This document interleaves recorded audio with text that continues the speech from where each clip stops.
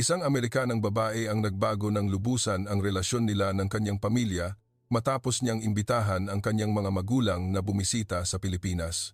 Ngayon, ilalahad namin ang kwento ng babaeng ito mula sa New York na hindi nakausap ang kanyang mga magulang sa loob ng 3 taon dahil lamang sa pagpapakasal niya sa isang Pilipino. Bakit Pilipinas pa? Ito ang tanong na laging ipinapanggalan ng kanyang mga magulang sa kanilang pagtutol sa kasal sa loob ng maraming buwan. Sa huli, nagkatalikuran ang 2 panig at naghari ang matagal na katahimikan. Ngunit nang mabuntis siya, naglakas loob siyang imbitahan ang kanyang mga magulang sa Pilipinas. Ang reaksyon ng kanyang mga magulang pagkatapos lamang ng ilang araw sa lupa ng Pilipinas ay isang bagay na hindi niya kailanman inasahan. At habang lumipas ang panahon, ang kanyang mga magulang pa ang nagbigay ng isang lubhang nakakagulat na panukala. Ano nga ba ang nagpabago sa puso ng kanyang mga magulang na noon ay naniniwalang ang Pilipinas ay isa lamang mapanganib at puno ng alalahanin na bansa? Samahan natin siyang tingnan ang kanyang kahanga-hangang kuwento. Ang pangalan ko ay Emily. Ipinanganak ako sa New York, USA, at nabuhay ako ng malaya at puno ng enerhiya. Gusto ko nang maglakbay simula bata pa ako at may matinding pagkauhaw sa malawak na mundo kaya't saan man ako magpunta, ako ang laging sentro ng atensyon. Ang aking mga magulang ay labis ding ipinagmamalaki ako. Dahil sa aking mahusay na grado, nakapasok ako sa isang sikat na universidad at namuhay ng masaya sa kolehiyo. Noong nasa 2 taon ako, sumali ako sa isang International Cultural Exchange Program. Doon, aksidente kong nakilala si Paulo, isang Pilipinong exchange student. Mula sa una naming pagkikita, naramdaman ko na mayroong espesyal sa kanya. Mayroon siyang malalim na tingin, kahit na mukha siyang tahimik. At bagamat hindi siya madaldal, kapag kailangan niyang makipag-ugnayan, na ipaparating niya ito ng tapat at kahanga-hanga. Kahit na ang aming mga personalidad ay kabaligtaran, iyon ang akit na pumukaw sa akin. Naging magkasama kami sa aming unang group project at labis akong humanga sa pagiging masinop at responsableng katangian ni Paulo. Mula sa pangangalap ng impormasyon hanggang sa paghahanda ng presentasyon, binigyan niya ng pambihirang atensyon ang bawat maliit na detalye. Sa una, pareho kaming nag-iingat dahil sa malaking pagkakaiba ng aming kultura. Hindi pa sanay si Paulo sa kulturang Amerikano, habang ako naman ay iyon lamang alam tungkol sa kulturang Pilipino ay ang mga imahe ng mga simbahan o arnis. Ngunit matapos ang ilang beses na magkasama kami sa proyekto, unti-unti kaming nagkaintindihan. Ang maliliit na pag-aalaga na ipinakita ni Paulo, kasama na ang pagmamahal niya sa kanyang pamilya, ay isang bagong karanasan para sa akin. Sa simula ng aming relasyon, marami kaming kailangang matutunan. Tinuruan ako ni Paulo ng Tagalog at ipinakita ko naman sa kanya ang malayang aspeto ng kulturang Amerikano. Kapag nagde-date kami, madalas kaming nagugulat sa pagkakaiba ng aming mga gawi. Hinihintay ni Paulo na ako ang unang kumain at normal para sa kanya ang pagbubukas ng pinto. Sa una, naramdaman ko na kakaiba ang kanyang kilos, ngunit di nagtagal, naunawaan ko na iyon ay taos-pusong pag-aalala. Ang partikular na kahanga-hanga ay ang pag-uugali ni Paulo kapag pinag-uusapan niya ang kanyang pamilya. Bawat salita niya ay nagpapakita ng respeto at responsibilidad sa kanyang mga magulang. Para sa akin na lumaki sa kulturang Amerikano na nagbibigay diin sa individualismo, ito ay talagang isang bagong karanasan. Ang pagpunta sa isang Pilipinong kainan kasama ang mga kaibigan ni Paulo, ang pagsubok sa adobo at sinigang, at ang pagtingin sa matatag nilang pagkakaibigan ay kahanga-hanga din. Pagdating ng 3 taon, lalong lumalim ang aming relasyon. Ipinakilala ko si Paulo sa aking mga magulang. Sa una, medyo masikip ang kapaligiran, ngunit ang magalang at mapagpakumbabang asal ni Paulo ay nagpahanga sa aking mga magulang. Pinuri nila siya bilang isang magalang at tapat na binata. Nang makita ko ang mga magulang ni Paulo sa video call, labis akong nasasabik, ngunit sinalubong nila ako ng mainit na nagpagaan ng aking pakiramdam. Nang malapit na kaming magtapos, kinailangan naming harapin ang mga problema ng totoong buhay. Kinailangang bumalik si Paulo sa Pilipinas, habang ako naman ay kailangang simulan ang aking karera sa New York. Ngunit hindi namin gustong sumuko sa relasyong ito, kaya nagpasya kaming ituloy ang long-distance relationship. Ang mga unang buwan ay talagang mahirap dahil sa 12 oras na pagkakaiba sa oras, hindi madali kahit ang simpleng pagtawag. Limitado din ang pagbabahagi namin ng mga detalye ng aming pang-araw-araw na buhay. Noong abala si Paulo sa pagsisimula ng kanyang bagong trabaho sa Maynila, minsan ay hindi kami nag-uusap sa loob ng ilang araw.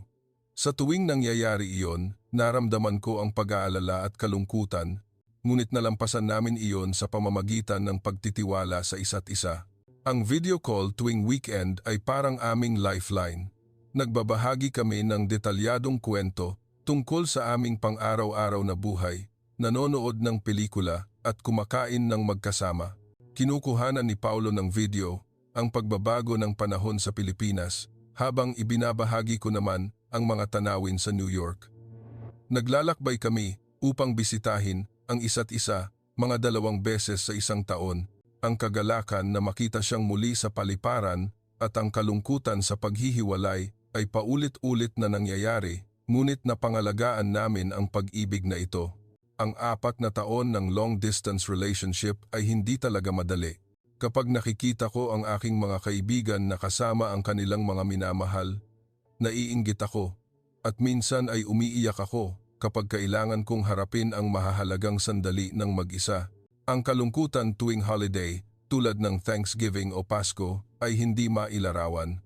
Ngunit nagtiyaga ako sa pamamagitan ng pag-iisip ng kinabukasan na kasama ko si Paulo. Sa paglipas ng panahon, lalo akong naging interesado sa pamumuhay sa Pilipinas. Ang mga kwento ni Paulo tungkol sa bansa, tulad ng mabilis na pagbabago sa teknolohiya at kultura, kasama na ang mainit na kultura ng komunidad, lahat ay interesante sa akin hanggang sa nagsimula akong mag-isip na balang araw ay gusto kong manirahan sa Pilipinas. Sa huli, nang mag-propose si Paulo, sumagot ako ng oo nang walang pag-aatubili. Sa loob ng 7 taon, lubos na kaming nagkakilala upang magkaroon ng kumpiyansa. Ang aming pag-ibig, na lumakas sa pamamagitan ng long distance at maraming hamon na aming pinagdaanan, ay sapat na patunay ng aming relasyon. Ngunit nang sabihin ko sa aking mga magulang ang balita tungkol sa kasal at ang plano kong lumipat sa Pilipinas, ang reaksyon ay isang bagay na hindi ko kailanman inasahan. Sa una, tila masaya sila. Sinabi nila na mabuting tao si Paulo, at pagkatapos ng 7 taon, sigurado na kilala na namin ang isa't isa. Ngunit nang sabihin ko na balak kong lumipat sa Pilipinas, biglang nagbago ang kapaligiran. Pilipinas? Bakit kailangan mo pang lumipat sa napakalayong Pilipinas? Ang boses ng aking ama ay puno ng pagkalito at pag-aalala. Ganito din ang aking ina. Hindi ba pwedeng magtrabaho si Paulo dito? Bakit kailangan pang pumunta ng anak namin sa ganoong kalayuan? Sinubukan kong ipaliwanag na ang pamilya at trabaho ni Paulo ay nasa Pilipinas at sinabi ko na interesado ako sa kulturang Pilipino at gusto kong subukan ang aking sarili sa isang bagong kapaligiran, ngunit lalo lamang lumala ang pag-aalala ng aking mga magulang.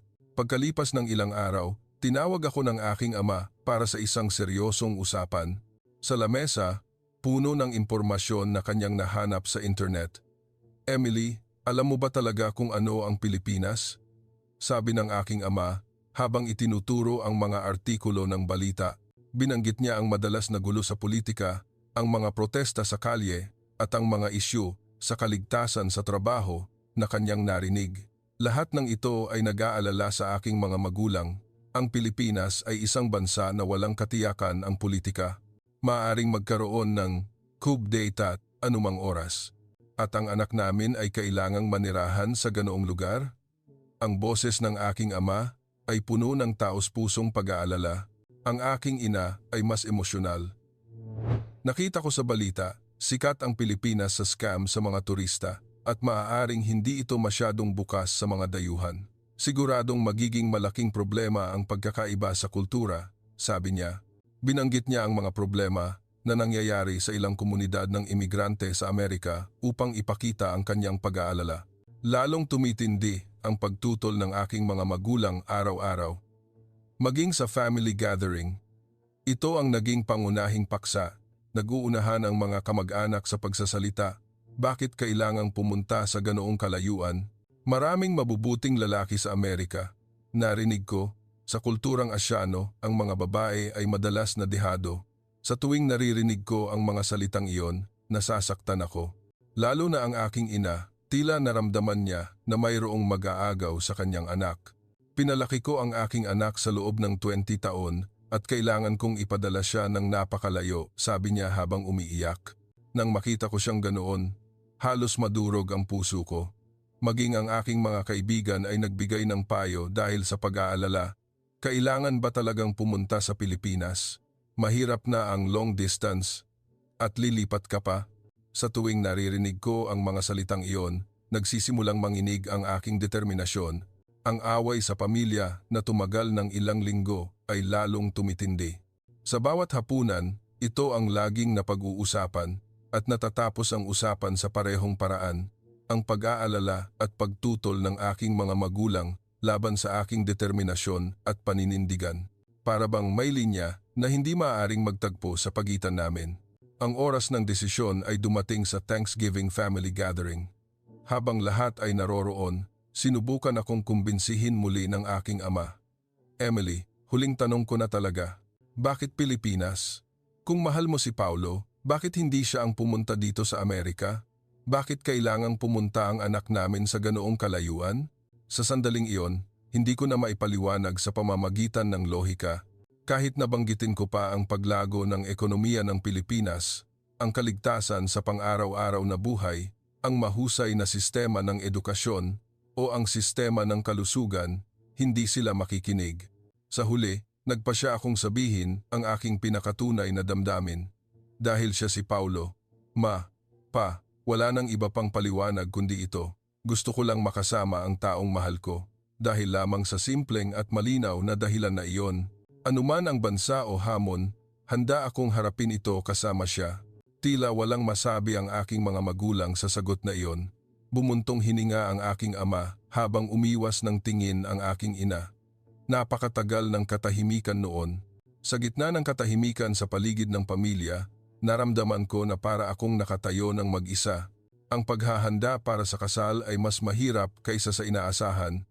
Sinabi ng aking mga magulang na dadalo sila, ngunit naramdaman ko na isinara na nila ang kanilang puso. Mula sa pagkuha ng venue hanggang sa pagpili ng damit pangkasal, gusto ko sana ng tulong ng aking ina, ngunit hindi na siya kasing sigla tulad noon. Sa araw ng kasal, pilit silang ngumiti, ngunit naramdaman ko ang pag-aalala at kalungkutan na nakatago sa likod ng ngiti. Nang dumating ang mga magulang ni Paulo mula sa Pilipinas, nanatiling masikip ang kapaligiran. Kahit na may hadlang sa wika, tila mas mataas pa ang hadlang sa puso. Nang kami ay sumakay sa eroplano patungo sa Pilipinas, pagkatapos ng aming honeymoon, napakasakit ng paalam sa paliparan. Patuloy na nagsasalita ang aking ina hanggang sa huling sandali. Kung talagang mahirap, bumalik ka agad anak. Ngunit alam ko ang tunay na kahulugan na nakatago sa mga salitang iyon. Siguro umaasa siya na magkakamali ako at babalik agad o kahit papaano ay magkikita kami ng madalas. Ang imahe ng aking mga magulang na tiningnan ko habang naglalakad ako sa boarding gate ay nanatili sa aking isipan hanggang ngayon. Ang mga mukha nilang puno ng pag-aalala at pag-ibig at ang mga luha sa kanilang mata habang kumakaway ay nagpahirap sa aking puso. Nagpasya akong baliwalain ang pagtutol ng aking mga magulang, nagpakasal kay Paulo at lumipat sa Pilipinas. Kahit na ito ay isang pagpili upang makasama ang taong mahal ko, ito ay isang desisyon na nag-iwan ng malaking peklat sa relasyon ng aming pamilya. Ngunit hindi ako nagsisisi. Naniniwala ako na balang araw ay maiintindihan ako ng aking mga magulang. Sinimulan ko ang aking bagong buhay sa isang hindi pamilyar na bansa na tanging paniniwala lamang ang pinanghawakan. Pagkatapos ng ilang buwan sa Pilipinas, nagsimula akong masanay sa buhay dito. Lumipat kami ni Paulo sa isang magandang kondo sa Maynila. Sa simula, lahat ay bago, mula sa pagbati ng mga kapitbahay na nakasalubong sa elevator, ang condo management system, hanggang sa kung paano gamitin ang smart parcel locker. Kailangan kong matutunan ang bawat isa. Ang pinakamahirap ay ang wika. Ang Tagalog na itinuro ni Paulo ay hindi pa sapat para sa pang-araw-araw na pag-uusap. Kapag namimili sa supermarket, mahirap hanapin ang gusto ko. O kapag nagpapagupit ako malapit sa bahay, hindi ko maintindihan ang pakikipag-usap na nagdulot ng pagkalito. Ngunit ang nakakagulat ay ang kabaitan ng mga tao. Kapag nagkakautal-utal ako sa Tagalog, sinisikap nilang makinig at ang sinuman na marunong mag-Ingles ay masiglang tumutulong. Lalo na si Tita Lorna na nakatira sa parehong palapag.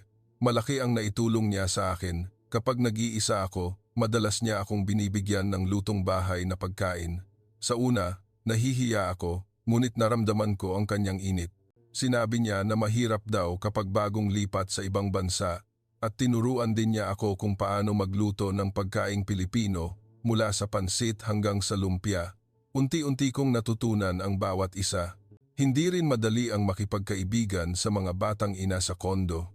Dahil sa pagkakaiba sa kultura at hadlang sa wika, mahirap makasali sa usapan. Ngunit pagkatapos ng ilang buwan, nang nagsimula akong sumali sa maliliit na aktibidad sa kondo, unti-unti kaming nagkalapit.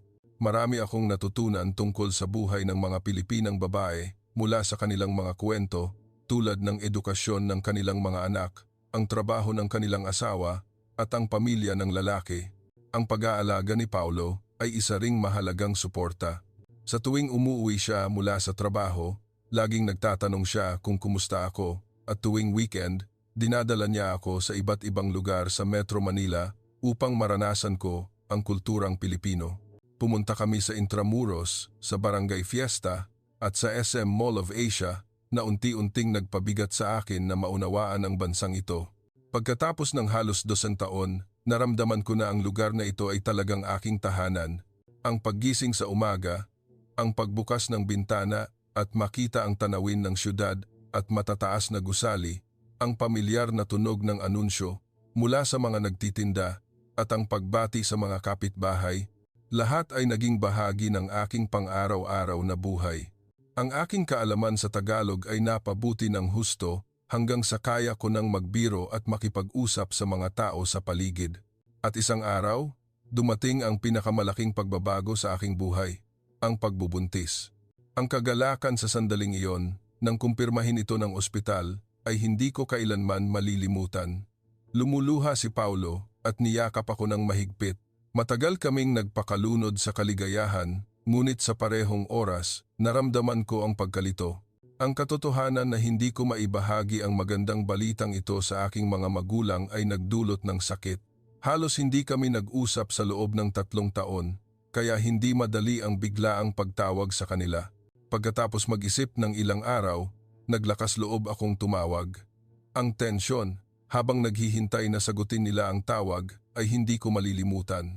Nang marinig ko ang boses ng aking ina na nagsasabing hello, halos tumulo ang aking luha. Ma, si Emily po ito. Pagkatapos ng sandaling katahimikan, tila natuwa ang aking ina. Buntis po ako. Nang sabihin ko ang mga salitang iyon, natahimik ang aking ina sandali bago nagsalita ng may nanginginig na boses. Talaga, anak, isang boses na pinagsama ang kagalakan, pagtataka at komplikadong damdamin. Sumagot din ang aking ama. Sinabi niya na congratulations anak, ngunit nanatiling medyo masikip ang kapaligiran. Ngunit tila hindi niya maitago ang kanyang excitement na makita ang kanyang apo. Nagtanong siya tungkol sa aking kalusugan at kung kumusta ang ospital sa Pilipinas na may pag-aalala.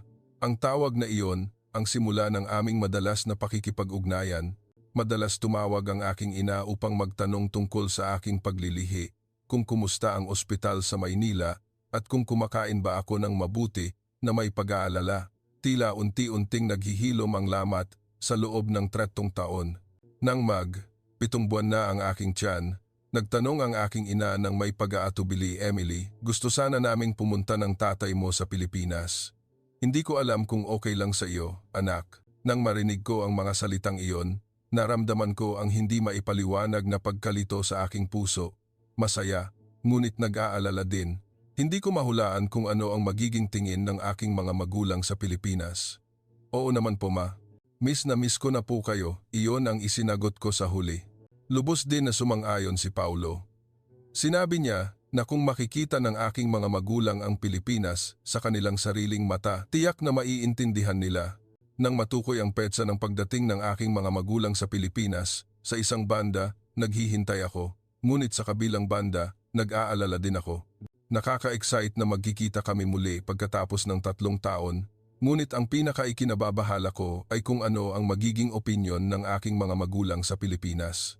Natatakot ako na makita lamang nila ang mga negatibong aspeto at lalong lalala ang hindi pagkakaunawaan. Sa huli, dumating ang araw ng kanilang pagdating sa NAIA. Kasama ko si Paulo upang sunduin sila sa paliparan. Nang makita ako ng aking mga magulang na malaki ang tiyan, tila labis silang naantig, ngunit sa parehong oras, ang kanilang tingin sa paligid ay hindi pangkaraniwan. Nagsimula kaagad ang reaksyon ng aking mga magulang pagkalabas pa lang ng paliparan. Ito ba talaga ang Pilipinas? Narinig ko ang bulong ng aking ama. Nagulat siya sa modernong pasilidad at sistema ng paliparan. Ang aking ina naman, habang tumitingin sa paligid, ay nagsabi, "Iba pala ito kaysa sa inaakala ko." Habang nakasakay kami sa MRT, LRT patungo sa sentro ng Maynila, patuloy na tumitingin ang aking mga magulang sa labas ng bintana. Ang malinis na tanawin ng syudad, ang maayos na takbo ng tren, at ang kalmado at maayos na pag-uugali ng mga pasahero ay lalong nagpagulat sa kanila. Narinig ko na ito ay isang bansang magulo ang politika, ngunit bakit tila napakapayapa? Bulong ng aking ina. Nang magpalit kami ng linya ng tren sa istasyon, lalo silang nagulat. Ang masalimuot na sistema ng tren, ngunit gumagana ng maayos at sistematiko. Ang mga anunsyo, ang mga electronic display, at ang maayos na pag-uugali ng mga pasahero, lahat ay nakakagulat para sa aking mga magulang. Nang makarating kami sa bahay, ang mukha ng aking mga magulang ay hindi maipaliwanag ang pagkalito. Nang makita nila ang magandang kondo, ang malinis na pasilyo, at ang mga modernong pasilidad, hindi sila nakapagsalita. "Dito ka talaga nakatira?" Tanong nila nang may pagdududa. Nagpatuloy ang pagtataka pagkatapos makapasok sa aming unit. Mula sa kulturang pagtatanggal ng sapatos bago pumasok sa bahay, hanggang sa banyo na may automatic toilet at mga modernong kasangkapan, lahat ay bago para sa aking mga magulang. Lalo na nang maamoy nila ang mabangong sinaing mula sa rice cooker, nagsalita sila ng may paghanga. Hindi ako makapaniwala na ganito bango. Ang unang gabi ay ginugol namin ng tahimik sa bahay. Naghanda si Paulo ng isang espesyal na Filipino course upang salubungin sila. Nag-aatubili ang aking mga magulang sa mga pagkain na hindi pa nila natikman, ngunit sinubukan nilang tikman ang bawat isa. Ang adobo pala, mas masarap kaysa sa inaakala ko. Nang sabihin ng aking ina iyon, habang nakangiti, medyo gumaan ang kapaligiran. Nang gabi na, tila pagod na ang dalawa, kaya sinabi ko sa kanila na magpahinga. Ngunit tila hindi sila makatulog dahil sa jet lag. Sa sandaling iyon, nag-alok ako, "May magandang lakaran dito sa paligid, pa. Gusto niyo bang maglakad-lakad?" Sa una, nag-atubili ang aking mga magulang dahil alas 11 na ng gabi. Ligtas ba na lumabas ng gabi? Tanong nila nang may pag-aalala. Sa New York, hindi nila iyon maiisip gawin. Ligtas po. Talagang ligtas dito. Nang sabihin ko iyon, nagdagdag si Paulo ng paliwanag. "Opo, pa. Ligtas po sa Pilipinas kahit gabi." Sa huli, nagsuot ng coat ang aking mga magulang at lumabas kasama ako ng may pag-aalinlangan. Lumabas kami ng kondo at naglakad patungo sa lakaran sa paligid. Ang malinis at maliwanag na sidewalk at ang imahe ng mga taong naglalakad-lakad kahit gabi na ay muling nagpagulat sa aking mga magulang. Hindi ako makapaniwala na malayang lumalabas ang mga tao ng ganito, sabi nila ng may paghanga. Ang mga teenager na tahimik na nakaupo at nag-uusap sa telepono sa gilid, ang lola na naglalakad ng kanyang aso, at ang mga estudyanteng bumibili ng pagkain sa convenience store ng gabi. Lahat ay isang bagong mundo para sa aking mga magulang. Ito ay lubos na naiiba sa mga kalye sa New York tuwing gabi. Ito ba talaga ang bansang magulo ang politika? Bulong ng aking ama. Nang marinig ko ang mga salitang iyon, naramdaman ko ang kaunting pag-asa. Naramdaman ko na unti-unting itinatapon ng aking mga magulang ang kanilang prejudice laban sa Pilipinas. Pabalik sa bahay pagkatapos maglakad-lakad, dumaan kami sa isang convenience store. Ang sistema ng 24-hour store, ang iba't ibang produkto, at ang malinis na shelf ay muling nagpahanga sa aking mga magulang. "Mas maayos pa ito kaysa sa Amerika," sabi niya. Nang gabing iyon, sinabi ng aking mga magulang sa akin ng mahina, "Emily, baka nagkamali tayo ng pagkakaintindi tungkol sa Pilipinas." Nang marinig ko ang mga salitang iyon, labis akong natuwa. Hindi ko inakala na magiging bukas sila ng ganito kabilis sa loob lamang ng isang araw. Ngunit ito ay simula pa lamang. Sa mga susunod na araw na gugugulin nila dito, marami pa silang mararanasan na nakakagulat. Natulog ako ng gabing iyon na may pag-asa sa aking puso at may kumpiyansa na makikita ng aking mga magulang ang totoong Pilipinas. Kinabukasan, maagang nagising ang aking mga magulang. Ang isang bahagi ay dahil sa jet lag, ngunit mas mahalaga, ang tanawin na nakita nila sa paglalakad kagabi ay nanatili sa kanilang isipan. Habang naghahanda ako ng almusal, tumingin ang aking ina sa labas ng bintana at bumulong, talagang payapa. Ang iba't ibang tunog na naririnig sa buong kondo sa umaga ay bago para sa aking mga magulang. Ang imahe ng mga residente na maayos na naghihiwalay ng basura, ang mahinahong pag-uusap ng mga ina na naghahatid sa kanilang mga anak sa paaralan, at ang ritmo ng mga yapak ng mga taong nagjo-jogging, lahat ay naiiba sa New York. Emily, tingnan mo, itinuro ng aking ama pababa mula sa balkonahe. Sa garbage disposal area ng kondo, nakatayo ang mga residente sa pila upang magtapon ng kanilang pinaghiwalay na basura. Ang pagtanggal ng label sa mga plastic bottle, ang paghuhugas ng lata, at ang pagtatali ng papel, ayon sa uri ay isang kamanghamanghang tanawin para sa aking mga magulang. Sa Amerika, inihahalo lang namin lahat sa isang bag, sabi ng aking ina nang may paghanga. Lalo na nang makita niya ang isang matandang babae na mabait na nagtuturo sa isang binata kung paano maghiwalay ng basura, bumulong siya. Ito ang tinatawag na kultura ng isang maunlad na bansa. Pagkatapos ng almusal, pumunta kami sa supermarket malapit.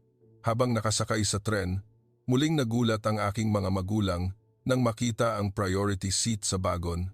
Nang tumayo ako sa harap, agad na tumayo ang isang estudyante at inalok ang upuan. "Kayo po," ngumiti siya.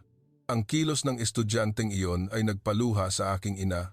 Sa New York, kahit buntis ka, hindi madaling makahanap ng mag-aalok ng upuan, sabi niya. Paulit-ulit siyang nagpasalamat sa estudyante hanggang sa bumaba ito. Nang makarating kami sa supermarket, marami pa silang nakitang nakakagulat. Mula sa maayos na shopping cart sa pasukan, ang malinis na shelf at ang pinakamahalaga, ang iba't ibang produkto na nagpahanga sa aking mga magulang. Ang supermarket na ito, mas maayos pa kaysa sa malalaking department store sa Amerika, sabi ng aking ama ng gulat. Lalo na sa fresh food section, labis na humanga ang aking mga magulang. Ang lahat ng gulay ay maayos na, nakabalot at may detalyadong impormasyon tungkol sa pinagmulan at nutrisyon. Sa fresh fish section, nagulat ang aking ina sa serbisyo kung saan tinutulungan ng empleyado ang paghahanda ng isda. "Hindi pa ako nakakita ng ganitong maingat na serbisyo," sabi niya. Sa checkout, mas nakakagulat pa. Nang makita nila ang modernong automatic cashier system at ang iba't ibang paraan ng pagbabayad, nagtaka ang aking ama, ganoon na pala ka-advance ang teknolohiya? Nang makita niyang madali ang nagbabayad si Paulo sa pamamagitan ng smartphone, bumulong siya, mas advanced pa ito kaysa sa Amerika. Pagkalabas ng supermarket, nagtanghalian kami sa isang kalapit na kainan at doon may isa pang sorpresa. Napakabilis ng pagdating ng aming in-order na pagkain. Wala pang 10 minuto, nakalagay na sa lamesa ang mainit na pagkain. Ang aking mga magulang, na nag-aalala kung paano ito magiging masarap sa kabila ng bilis, ay lubos na nagbago ng isip pagkatapos tikman ang unang subo. Paano nila ito nagawa ng ganito kabilis na may ganitong lasa? Sabi ng aking ina nang may pagtataka. Habang patuloy na kumakain, lalo siyang humanga sa masarap na lasa ng sinigang at nagtaka sa sistema na may maraming side dish na inihahain kasama ng pagkain. Sa mga kainan sa Amerika, kahit tubig, kailangan mong bayaran, ngunit dito ang daming libreng kasama. Nang hapon, may appointment ako sa OB-GYN, kaya dinala ko ang aking mga magulang sa ospital. Pagdating pa lang namin sa ospital, humanga silang dalawa sa kalinisan at kaayusan ng sistema. Mula sa registration hanggang sa waiting room at consultation room, lahat ng hakbang ay digitalized. Habang naghihintay sa waiting room, tumitingin ang aking mga magulang sa paligid. Humanga sila sa komportableng upuan para sa mga buntis, ang mahinang musika at ang maayos na impormasyon tungkol sa pagbubuntis. Mas maingat pa ito kaysa sa ospital sa Amerika, sabi ng aking ina. Nang makapasok kami sa consultation room, lalo silang nagulat. Ang mabait at detalyadong paliwanag ng doktor, ang pagsusuri gamit ang modernong kagamitan at ang pinakamahalaga, ang 4D na imahe na nagpakita ng aming baby nang malinaw sa sinapupunan ay labis na nagpahanga sa aking mga magulang. Ang apo namin, ganito pala kalinaw makita, sabi ng aking ina habang lumuluha. Ang matatas na pagpapaliwanag ng doktor sa Ingles ay labis na humanga sa aking ama. Ang mga medical professional sa Pilipinas, mabait at mahusay talaga, sabi niya.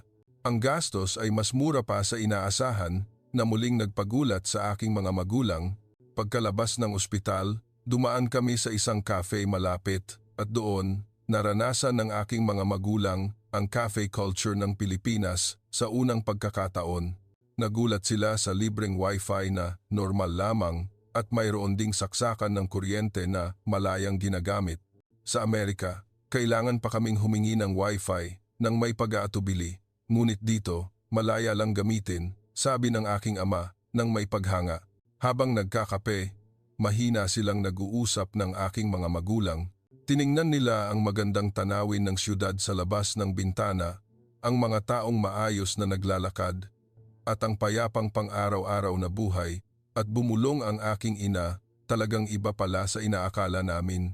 Nang gabing iyon, pabalik sa bahay, nakaranas kami ng isa pang insidente. Sa istasyon ng tren, may grupo ng mga teenager na nakakita sa isang matandang nakasakay sa wheelchair at natural silang tumulong. Ang pakikipag-ugnayan sa pamamagitan ng tingin, ng walang salita at ang pagtutulungan ay labis na nagpahanga sa aking mga magulang. Ito ay isang lipunan na natural ang pagtutulungan, sabi ng aking ama. At wala kaming alam tungkol sa Pilipinas, umamin siya.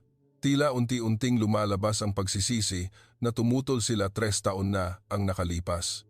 Nang makarating sa bahay, habang naghahanda ng hapunan, nag-order si Paulo ng pizza online. Gaano kaya kabilis darating ang food delivery? Nagduda ang aking mga magulang. Ngunit wala pang 20 minuto pagkatapos mag-order, dumating na ang pizza. Nang makita nila ang mainit at maayos na nakabalot na pizza, muli silang nagulat. Ang sistema na ito, napaka-epektibo, sabi ng aking ama nang may paghanga. Pagkatapos tikman ang pizza, nasiyahan sila sa lasa at sa mabilis na serbisyo, lalo na nang makita nila ang real-time tracking system sa delivery application, humanga sila. Ang pag-unlad ng teknolohiya na ito ay talagang nagpapadali ng buhay. Habang naghahapunan, pinag-usapan ng aking mga magulang ang kanilang karanasan sa buong araw. Mula sa kaayusan sa garbage disposal, ang kabaitan sa tren, ang sistema sa supermarket, ang serbisyo sa ospital, hanggang sa kabaitan ng mga tao sa lipunan, lahat ay naiiba sa inaakala nila. Emily, wala talaga kaming alam anak, sabi ng aking ina habang hinahawakan ang aking kamay. Ngayon, naiintindihan ko na kung bakit mo gustong manirahan dito.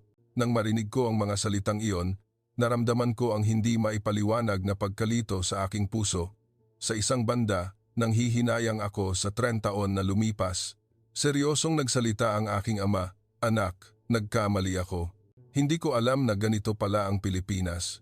Naiintindihan ko na kung bakit ka masaya dito." Sa sandaling iyon, halos lumabas ang aking luha. Nang gabi na, lumabas kami at naglakad-lakad muli. Ngunit sa pagkakataong ito, ang reaksyon ng aking mga magulang ay naiiba sa kahapon. Ngayon, tinitingnan na nila ang paligid ng may paghanga kaysa sa pagtataka. Ang kalsada na ligtas lakarin kahit gabi, ang mga taong tahimik na nag-uusap at ang payapang kapaligiran, lahat ay bagong pagtuklas para sa aking mga magulang. Dumaan kami sa convenience store upang bumili ng ilang bagay at muli silang humanga sa 24-hour system at sa magiliw na serbisyo ng mga empleyado. Ang ganitong kaginhawaan, mahirap pa ring mahanap sa Amerika, sabi ng aking ama. Pabalik sa bahay, mahinang nagsalita ang aking ama, "Emily, hindi ka nagkamali sa desisyon mo anak. Ang isang pangungusap na iyon ay napakalaking kahulugan para sa akin. Ang hindi pagkakaunawaan, ang pagkakawalay, At ang kalungkutan sa loob ng 3 taon ay unti-unting naglaho dahil sa mga salitang iyon. Ngayon, naiintindihan ko na kung bakit mo pinili ang bansang ito, dagdag ng aking ina. Mabait si Paulo, at ang bansang ito ay hindi tulad ng inakala namin. Nang marinig ko ang mga salitang iyon, nakahinga ako ng maluwag. Bago matulog ng gabing iyon, sinabi sa akin ng aking mga magulang na gusto pa nilang makakita ng mas marami pa bukas. Ang tensyon at pag-aalala noong unang araw ay napalitan na ngayon ng pagkauhaw at pag-asa. Labis akong natuwa na nagsisimula ng maunawaan ng aking mga magulang ang totoong Pilipinas. Ngunit ito ay simula pa lamang. Marami pang karanasan ang naghihintay sa kanila at sigurado akong ang mga karanasang iyon ay lubos na magpapabago sa puso ng aking mga magulang. Ang huling ilang araw na ginugol ng aking mga magulang sa Pilipinas ay talagang makabuluhan. Ngayon, tinitingnan na nila ang Pilipinas ng may paghanga kaysa sa pagtataka at may pag-asa kaysa sa pag-aalala. Lalo na, nang makita nila akong buntis, tila naramdaman nila ng direkta kung gaano katatag at kasaya ang buhay dito. Sa huling araw bago pumunta sa paliparan, sinabi ng aking mga magulang na gusto nilang maglakad-lakad muli sa paligid ng aming bahay. Ang parehong kalye na nilakaran nila araw-araw sa loob ng 1 linggo ay tila lubos na naiiba ngayon. Ang imahe ng mga kapitbahay na naglalakad ng kanilang mga aso at ang mga bata na ligtas na naglalaro, lahat ay isang payapang pang-araw-araw na buhay para sa aking mga magulang. Talagang magandang lugar ito, anak, sabi ng aking ina habang hinahaplos ang aking tiyan. Masaya talaga ako na ang apo namin ay lalaki sa ganitong kapaligiran. Nang marinig ko ang mga salitang iyon, naiyak ako. Hindi ako makapaniwala na ang taong lubos na tumutol sa pagpunta ko sa Pilipinas 30 taon na ang nakalipas ay ngayon ay nakakaramdam ng kapayapaan. Sa kotse papunta sa paliparan, mahinang nagsalita ang aking ama. Emily, humihingi talaga ako ng paumanhin, anak. Wala kaming alam tungkol sa Pilipinas. Tama ang desisyon mo. Si Paulo, na nakaupo sa tabi, ay yumuko at nagsabi, "Salamat po, ma, pa, sa pag-unawa." Ang pamamaalam sa paliparan sa pagkakataong ito ay lubos na naiiba sa 3 taon na ang nakalipas. Noon, puno ito ng kalungkutan at pag-aalala, ngunit ngayon puno ito ng pagmamahal at pag-asa. Mahigpit na hinawakan ng aking mga magulang ang aking kamay at nagsabi, "Babalik kami pagkatapos mong manganak, anak. Mag-ingat ka hanggang noon." At Paulo, ingatan mo ang anak namin, sabi ng aking ama habang mahigpit na hinahawakan ang kamay ni Paulo. Nang makita ko ang imahe na iyon, naramdaman ko na maraming nagbago. Hindi ako makapaniwala na ang malamig na relasyon sa loob ng 3 taon ay nagbago sa init sa loob lamang ng 1 linggo. Pagkatapos umuwi ng aking mga magulang, madalas silang tumatawag sa loob ng ilang linggo. Halos araw-araw silang tumatawag upang magtanong tungkol sa aking kalusugan at narinig ko na ipinagmamalaki nilang ikinukuwento ang kanilang karanasan sa Pilipinas sa kanilang mga kaibigan. Nagkaroon lang talaga kami ng prejudice, sabi nila, habang masiglang nagpapaliwanag ng mga positibong aspeto ng Pilipinas sa kanilang paligid. Lalo na ang aking ina, tila interesado siya sa kulturang Pilipino. Sinabi niya na bumili siya ng toyo at gata sa supermarket sa New York at sinubukan niyang magluto sa bahay. Sinubukan kong lutuin ang pansit ayon sa recipe na itinuro mo. Masarap talaga, sabi niya habang nagpadala ng litrato. Pagkatapos ng ilang buwan, sa huli, ipinanganak ang aking anak. Medyo premature siya.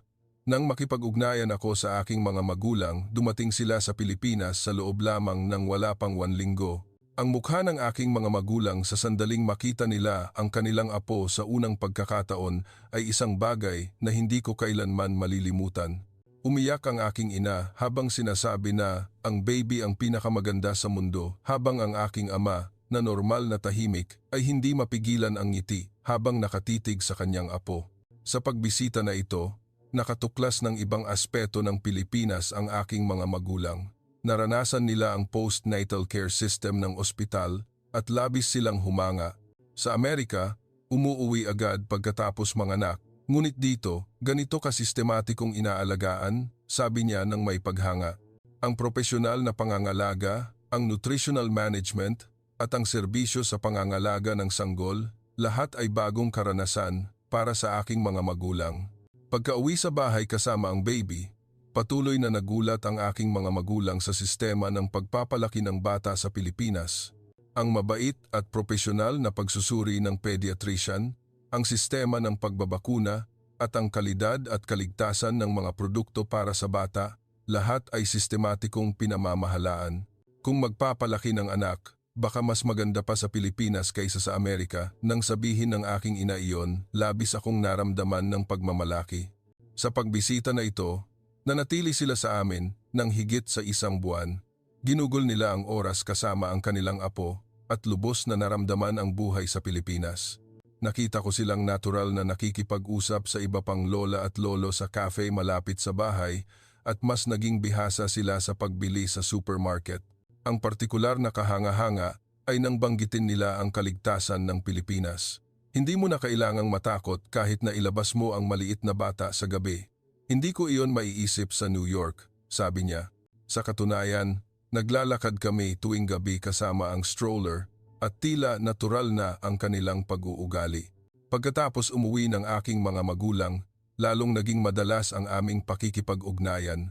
Ngayon, nagsisimula na silang maging interesado sa mga balita tungkol sa Pilipinas at sinabi nilang nagsisimula na silang manood ng mga Pilipinong teleserye.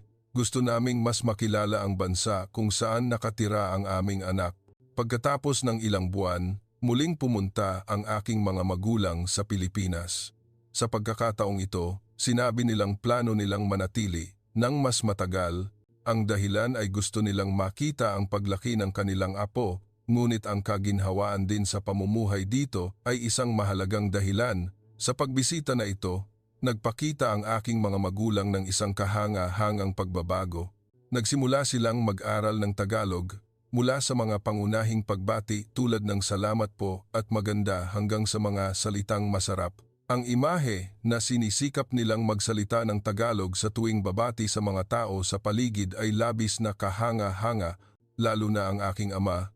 Patuloy siyang humanga sa epektibong sistema ng Pilipinas. Mula sa online ordering system kung saan ang in-order ay dumarating kinabukasan, ang sistema ng pampublikong transportasyon kung saan ang tren at bus ay magkakaugnay ng tumpak at ang libreng wifi na magagamit sa lahat ng pampublikong lugar, ang ganitong infrastructure. Mahirap pa ring mahanap kahit sa New York, sabi niya. Ang aking ina ay lubos na nahumaling sa food culture ng Pilipinas. Pumunta siya sa local market upang mamili ng sarili niyang sangkap at tinuruan pa siya ni Tita Lorna kung paano magluto ng pagkaing Pilipino. Hindi ako makapaniwala na may ganito pala kalalim na food culture, sabi niya habang sinisikap niyang magluto ng bagong menu araw-araw. Pagkatapos manatili dito ng halos 3 buwan, ang mga salita ng aking mga magulang nang sila ay babalik na sa Amerika ay talagang kahanga-hanga. Pakiramdam namin, hindi na kasing ganda sa New York. Hindi na kami makalabas ng komportable sa gabi, sabi niya, habang inihambing ang mga pagkakaiba sa pagitan ng Pilipinas at Amerika ng konkreto. Sa New York, kailangan mong maging maingat kahit sumakay sa tren. Mapanganib maglakad ng mag-isa sa gabi, ngunit dito, maaari pa kaming maglakad-lakad kasama ang apo namin sa gabi. Ang mga salitang iyon ng aking ina ay lubos na nakaantig sa akin. Ang pamumuhay ng hindi nag-aalala tungkol sa pangunahing kaligtasan ay isang malaking pagkakaiba na direktang naramdaman ng aking mga magulang. Sinabi rin ng aking ama, sa Amerika, kailangan mong mamuhay ng may tensyon sa lahat ng oras dahil sa problema sa pagmamay-ari ng baril. Ngunit dito, wala kaming ganoong pag-aalala. Paulit-ulit niyang binanggit ang kaligtasan ng Pilipinas.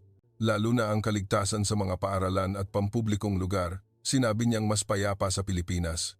Ang bisa ng pagganap ng opisyal na gawain ay isa pang bahagi na nagpagulat sa aking mga magulang.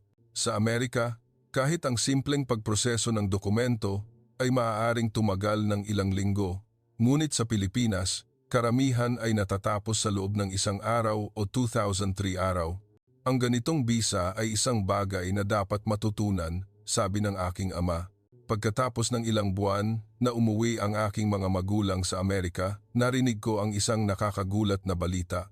Sinabi nilang seryoso na nilang pinag-iisipan ang paglipat sa Pilipinas pagkatapos magretiro.